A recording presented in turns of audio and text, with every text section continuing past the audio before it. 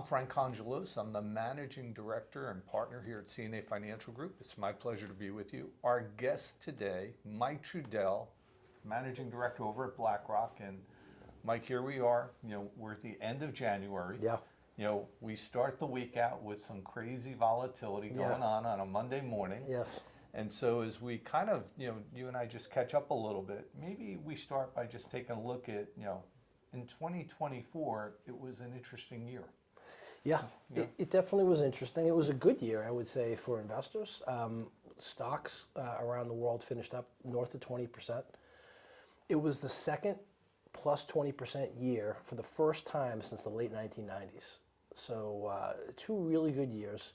For much of last year, volatility was pretty low in the stock market. A little wrinkle in the summer, a little bit of volatility in October before the election, but we had, I think, 9 out of 12 months last year were positive and positive in a pretty good way for clients in terms of magnitude. So it was a good, solid year. For bonds, it was a little bit more mixed.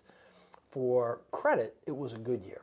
High yield in particular had an outstanding year, up north of 7.5%. Investment grade also positive. For traditional government bonds, depending on the maturity, it was a little bit more challenged. Short-term bonds did okay. Longer-term bonds, as interest rates rose, was a little bit more difficult. But I would say on the whole, if you were a diversified investor last year, you had another really good experience. So, Mike, it's not common that we would have back-to-back, years the way that we've just seen it. Yeah. So we thank God for that. Yes, we do. We're not opposed to it. We're happy with that. Yes. And when we look, it seems like we're, here in 2025 with a little bit more certainty in what's going on in the political world. Yeah. Doesn't matter, red, blue, whatever, it doesn't matter. But whenever you have more certainty, I think people feel better. I think that's true. As far as, okay, all that now is behind. So the question is in light of that, we saw, a little bit of a sell-off in December. When we think in terms of BlackRock and what do they see, okay, and when I say what BlackRock and what they see, I mean they have great research to Aladdin and everything else that they're doing, and they've got all these great research departments. Did they look and they go, hey, 2 great years like that, 2025, and nobody has a crystal ball. Are they feeling confident and, positive about things, or are they thinking, hey, we're really far over our skis? Yeah, that's a great question. Because of earnings and so forth, what are they seeing, and what are the possibilities? So you're right. We did have a little bit of a pullback in December, and I think, in mid-December there were some folks that probably had the inclination to take a little bit of their money off the table because we had really 2 back-to-back years of really, really good equity market returns.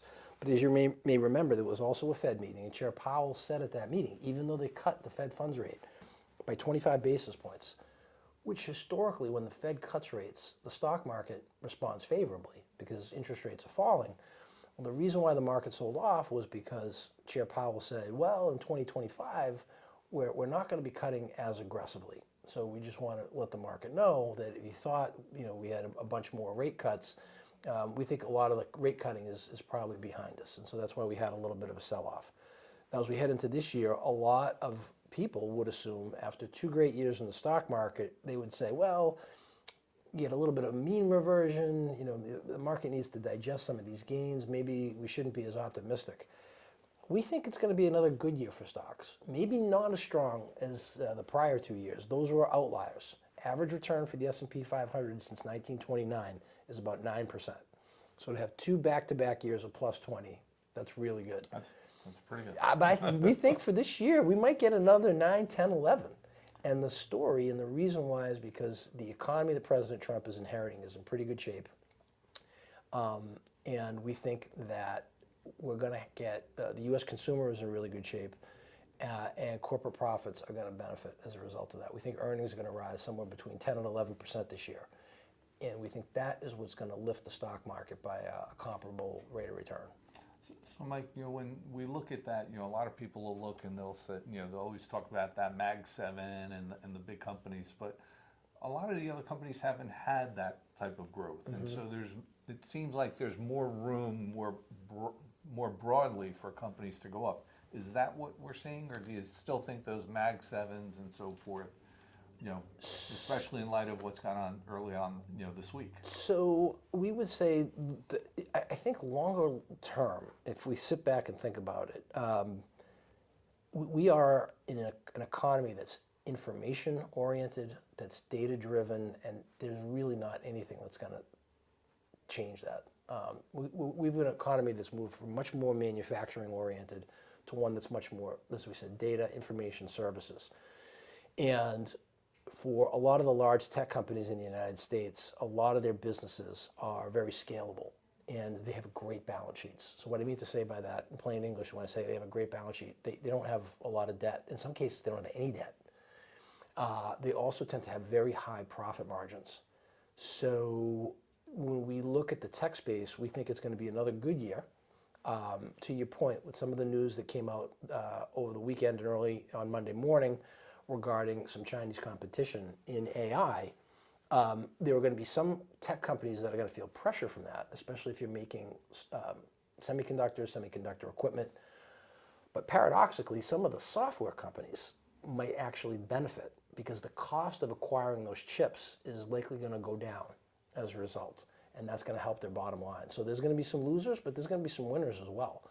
But meanwhile, if the broader economy is doing well, to your point, Frank, we do think that profitability is likely going to broaden out, and it's going to include other industries, other sectors. In the portfolios that we manage for clients, one of our favorite sectors is actually financials. We like the banks, and we think deregulation is going to benefit them. And we think this administration is very interested in reducing red tape and reducing some regulations. We think the shape of the yield curve is also going to benefit them. And because the overall economy is very healthy, we think that the demand for loans is going to be there for those banks. So we want to have that exposure. One of the areas I'd highlight really quickly is we like consumer stocks. For a lot of folks out there, I want to highlight that for the country as a whole, the U.S. consumer is in really, really great shape. Home equity valuations are at their highest level. Consumers have generally paid down their debt, so they don't have a lot of mortgage debt. Unemployment is very, very low, and we think that's likely to remain the case. And so we think consumer spending is going to remain strong. Where we're focused on is experiences, travel, entertainment. That's where we're seeing consumers willing to spend their marginal dollar, and they have those dollars to spend, and we think they're going to spend them. Very good. And Mike, when we look at overall of things that are going on, and we hear the energy sector, and we're here, they're going to drive energy prices down and so forth. How does BlackRock view that impacting the economy? And the same thing of because if you hear the energy conversation, and you're also going to hear conversations a lot about tariffs, and Yes. And how they're utilized for different purposes, whether they're economic or whether they're a purpose of leverage, or I'm looking for a deal on something. How does BlackRock see all of that kind of playing into the economy? Yeah, so energy is a really interesting area right now. There are a lot of different cross currents, both positive and potentially negative for investors that want to look into the sector. So on the negative side, tariffs. Right. Well, one of the challenges is that President Trump, the two countries that he's focused a lot on since his inauguration have been Mexico and Canada.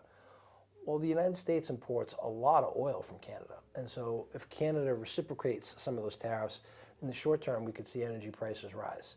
In addition, the Biden administration, before they left office, imposed more sanctions on Russian oil, cutting the supply. In the short term, that also can push prices up.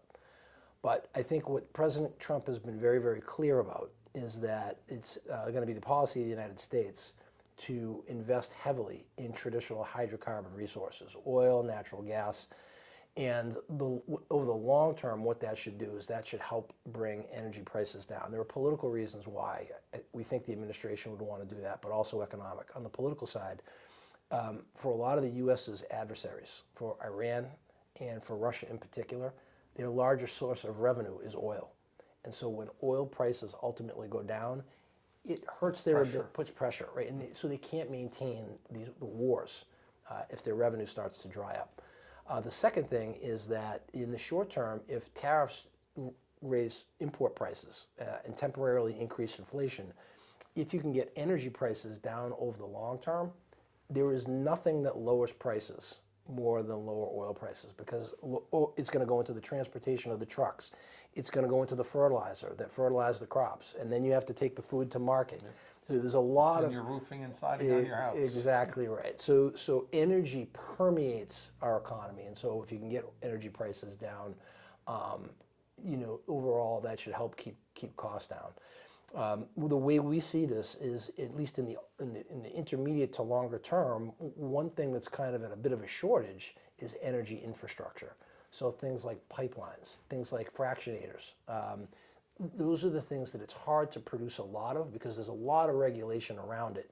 And even if you can cut through it at the federal level, the challenge at the state level is if you want to build a pipeline, you usually have to go through several jurisdictions. And it doesn't happen overnight. It doesn't happen overnight. It takes a long time. So we want to own those assets because they're hard to replicate and reproduce, but we do think there's going to be plenty of demand for what they provide. Very good. So as I'm listening to you, some of my takeaways is from an interest rate standpoint, and from what we follow and so forth, is we don't see rates going up. If anything, maybe one cut this year or two if we're lucky, and that's what kind of worked its way into this. Yep. Energy should help on the inflationary side. I think that's correct. Might be a short-term blip, but we'll see where that goes. With regard to technology and things of that nature, it's still at the forefront of everything. It's involved in everything we do, so it's all good. Yeah. With the exception of a little volatility this week, Yeah. which isn't, but that always works its way out. Yeah, that's correct. That's why I always say is on stocks they call it a risk premium. We're being compensated for the volatility. And then one of the things I know, and I get this question a lot more now than ever, is I get people going, Frank, what do you think about Bitcoin? And it seems like it's becoming more and more popular. It seems like it's becoming more and more in vogue. What do you think on Bitcoin? So for Bitcoin, and I think Bitcoin is different than the other cryptocurrencies. Bitcoin, at this stage of its development, has now gathered institutional backing. So a number of firms, including BlackRock, have recently come out with Bitcoin ETFs, and the demand has been substantial. And once that starts to permeate more of the industry, it becomes more mainstream. I would make the case that Bitcoin, like the other cryptos, often have volatility associated with them too. Significant volatility. It's not all one-way We've direction. experienced it over the years. That's right. But where the cryptos, especially Bitcoin, can be helpful for professional asset managers like ourselves and retail clients is that it's often a strong diversifier. In other words, some use it for like gold. yes, and some have described it as digital gold. It has some of gold's characteristics. And so that's, in a diversified portfolio, we should include gold in there as well. We should include silver, but also cryptos, but particularly Bitcoin. The thing about those asset classes, in terms of the commonalities, is that it is hard to produce them. There's a scarcity value. And the reason why we think investors have flocked, especially to Bitcoin, in the past 6 months has been they saw a new administration coming in that was very anti-regulation of crypto. That always is going to help. But the second thing is that the United States does have a lot of debt on its balance sheet, and we have to roll that debt over. And so bonds, government bonds, are going to be plentiful because we're going to have to finance that debt. Bitcoin, there's only so much that can be produced. Gold, there's only so much gold that can be produced, and it's not easy to necessarily get it out of the ground and mine it and store it and insure it. So investors are willing to pay up for that. We call it a scarcity premium, and that's why the interest has been there. So I would make the case to you that as we go forward here, we'll see how good a job the new administration does in keeping a lid on government expenses. If they do a good job, a really good job, investors may feel, well, I don't necessarily need to own as much of these stores of value. But if they don't do as effective a job and we start to see government expenses start to reaccelerate, then the demand for things like gold and crypto and Bitcoin will remain. And so it's something that we own a little bit of in some of our portfolios, including our model portfolios. It's not a huge percentage. You can't see it broken down as a line item, but we have an ability to get exposure for clients.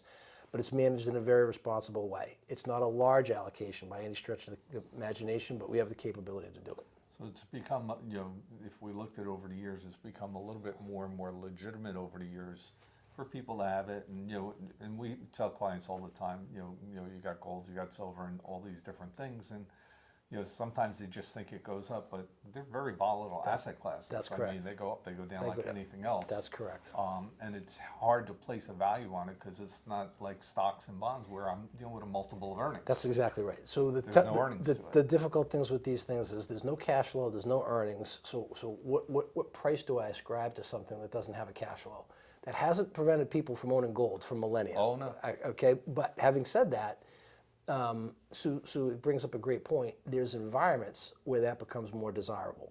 So if people start to see interest rates falling, they say, well, the opportunity cost of holding Bitcoin is also going down because I can't get, my yield is diminishing on my cash or my bonds. So that's another environment that can help them. If they see real interest rates start to rise, then they may say, well, if I just put some money on deposit somewhere, I can get 4 or 5%. I can hold Bitcoin, but it's not going to pay me anything. So these are all the things that investors think of. These things should be part of the mix. Right. But just like we say with everything else, moderation. everything in moderation. You don't want to just say, oh, I'm all in on just one thing and this is going to take me to the moon. It doesn't usually work that way. It's great insight. So if I were to just kind of, summarize, what my takeaways for our listeners and people that are watching us today. Again, coming off a couple of great years in the stock market, and fair years in the bond market. I don't think it's been good years in the bond market, except we're actually being compensated now to own bonds. Where if I look back 5 years ago, the yields were so low that it wasn't super attractive. It was more like a diversifier, if anything. So if we look nowadays, bonds for the most part, as I listen and we look at what's going on, look like they're fairly stable. I mean, they're going to fluctuate up and down and so forth, but there's not a lot of rate cuts that we're talking about right now. Maybe 1 or 2 by year end. Here's the good news for bonds. If you stay short maturity bonds, investors are getting compensated yields, as you mentioned, Frank, that are much higher than what we've seen historically. And what's nice about those bonds is you can buy them and you're not subject to a lot of price volatility intraday because they don't have a lot of interest rate sensitivity. Longer maturity bonds can have some. And so those are the bonds right now where we feel that those yields are not compensating us as investors enough for the potential volatility in the future. So those we say, we don't really need those. If we can buy bonds with maturities of 3 years, 4 years or less in good high quality companies that we know as credits, we can get paid 5, 6%, in some cases even higher for some bonds that we hold overseas and we hedge back to US dollars. I would talk to clients several years ago and the yields on 10-year treasuries were 1% on a 10-year treasury. I remember. High yield less than, we used to kid around, we didn't even call it high yield, we just called it yield because it was less than 4% on not great credits. So I would say that for investors, it's a good time to own stocks, but it's also a good time to own a portion of the bond market, maybe not all of it. And and as we're coming into the new year, so we know how we look on the bond side. Nobody has a crystal ball on stocks or bonds, but even though we've had 2 great years on the stock market and so forth, earnings are in check for the most part. The consumer's strong. Really strong. And inflation is not bad. It's like it seems like they're getting a handle on it, and with the new administration and so forth, and some of the things that they're looking to do, I think that we're going to see some volatility because of what's occurring. But in the long run, I think it's going to work its way through based upon what I'm hearing. I think that's right. I think Am I there is reading that right? could be a little bit of volatility as we wait to hear some details around policy. But what I would say to your clients is that the big spikes that we saw in inflation back in 2022 coming out of the pandemic when CPI was 9% year over year, that's in the rearview mirror. That's not going to come back. We're also not going to have big fiscal spends like we did coming out of the pandemic. When people ask, where did all this inflation come from? I answer them and say, well, you remember when we had a financial crisis in 2008, the Fed did everything they could do. They did quantitative easing. They did Operation Twist. They could, a lot of money came in. but they couldn't even get inflation back then to 2% just with monetary policy. It took big fiscal spends. coming out of the pandemic, which did that. But that's also a rearview mirror. And then one other thing that we're mentioning to clients is, you know, you're going to see a lot of headlines coming up in the next several weeks over AI and some of these things that we talked about this week in developments in China and other parts of the world. One critical thing to keep in mind about artificial intelligence over the long term is it's going to increase corporate productivity. It's just going to increase efficiency. That's going to increase profitability. So you want to be a shareholder, you want to own companies that can benefit from saving costs. But what it's also going to do over the long term, it will drive prices lower because of those efficiencies. And as it drives those prices lower, that will act as a lid on inflation over the long term. No question. It's a great insight. So Mike, as always, we appreciate you and we appreciate these updates that we get from you, usually almost quarterly. And so this has been Mike Trudel of BlackRock, Frank Congilose over at CNA Financial Group. It's been a pleasure to be with you this evening, and we hope that you find this informative, insightful. And again, nobody's got a crystal ball, but I always say is if you have a little bit more like insight as to the what's and the hows of what's going on, you know, when we're having volatility, because volatility is just a part of what goes on anytime you own, you know, stocks and bonds or whatever, it'll just give you a little bit of peace in knowing that it's like, it's normal. You know, and we're at the beginning of a year, and overall, you know, we're feeling pretty optimistic. So Happy New Year, everybody. We'll see you in the next quarter. Mike, thanks for being with us. Thanks, Frank. Appreciate it, as always. All right.